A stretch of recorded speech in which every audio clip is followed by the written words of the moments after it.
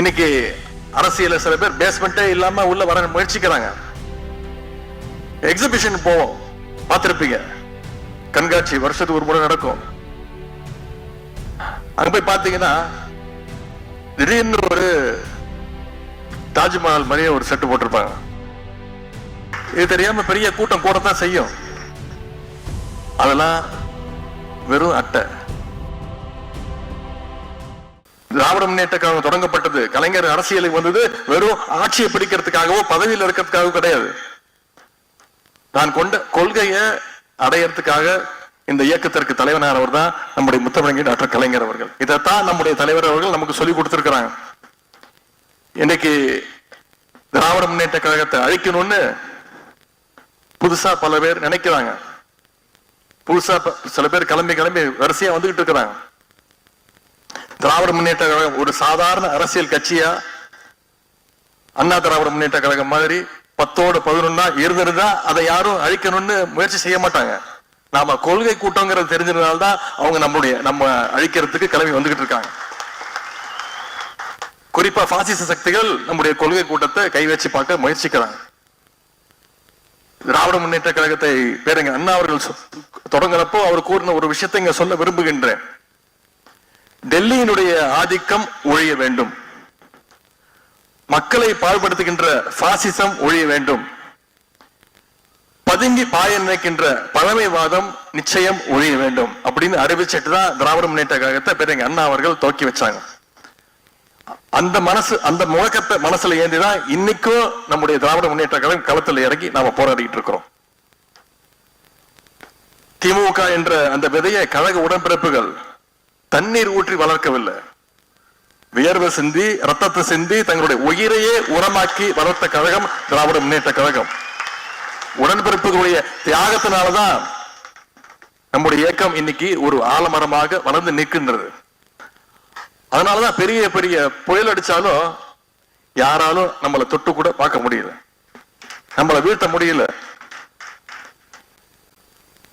நீங்க அத்தனை பேரும் ஒரே ஒரு வேண்டுகோள், நீங்க அத்தனை பேரும் நம்முடைய இயக்கத்துடைய வரலாற்றை நீங்க தெரிஞ்சுக்கணும், நம்முடைய இயக்கத்துடைய தலைவர்களுடைய தியாகத்தை நீங்க படிச்சு தெரிஞ்சுக்கணும்.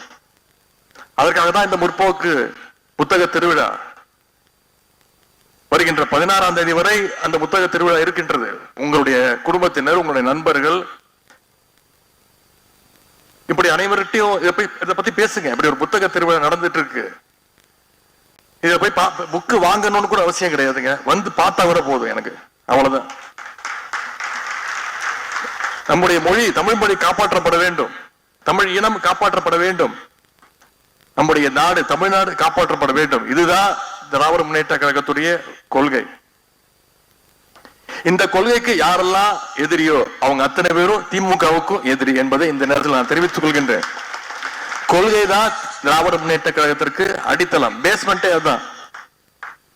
அந்த அடித்தளம் பேஸ்மெண்ட் பலமா இருந்தா அதுக்கு மேல கட்டுற கோட்டை நிச்சயமாக பலமாக இருக்கும். இன்னைக்கு அரசியல சில பேர் பேஸ்மெண்டே இல்லாம உள்ள வர முயற்சிக்கிறாங்க. எக்ஸிபிஷன் போவோம், பார்த்திருப்பீங்க, கண்காட்சி வருஷத்துக்கு ஒரு முறை நடக்கும். அங்க போய் பாத்தீங்கன்னா திடீர்னு ஒரு தாஜ்மஹால் மாதிரியே ஒரு செட்டு போட்டிருப்பாங்க, ஐஃபில் டவர் மாதிரி ஒரு செட்டு போட்டிருப்பாங்க. உடனே பெரிய கூட்டம் கூடும், நம்ம ஊருக்கு தாஜ்மஹால் வந்துருச்சுப்பா, நம்ம போய் ஒரு செல்ஃபி எடுத்துப்போம்பா அப்படின்னு இளைஞர்கள் போய் நிச்சயம் போட்டோ எடுக்கத்தான் செய்வாங்க. அவ்வளவு ஆர்வம். தாஜ்மஹால் போட்டோல பார்த்திருக்கோம், நம்ம ஊருக்கே வந்துருச்சுப்பா தாஜ்மஹால். ஐஃபில் டவருக்கு பார்க்க, உண்மையா ஐஃபில் டவர் பார்க்கணும்னா பாரிஸுக்கு போகணும், நம்ம ஊருக்கே வந்துருச்சுப்பா ஐஃபில் டவர். இது தெரியாம பெரிய கூட்டம் கூடத்தான் செய்யும். அதெல்லாம் வெறும் அட்டை.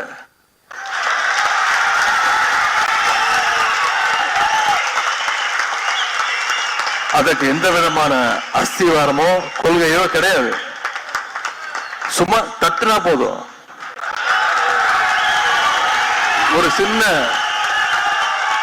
சின்ன காத்தடிச்சா போதும்,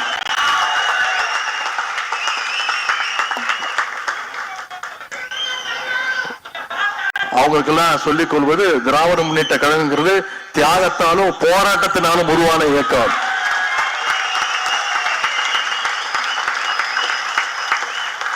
எமர்ஜென்சியை பார்த்த கழகம் திராவிட முன்னேற்ற கழகம், எமர்ஜென்சியை பார்த்த தலைவர் எங்களுடைய கழக தலைவர் அவர்கள், முதலமைச்சர் அவர்கள்.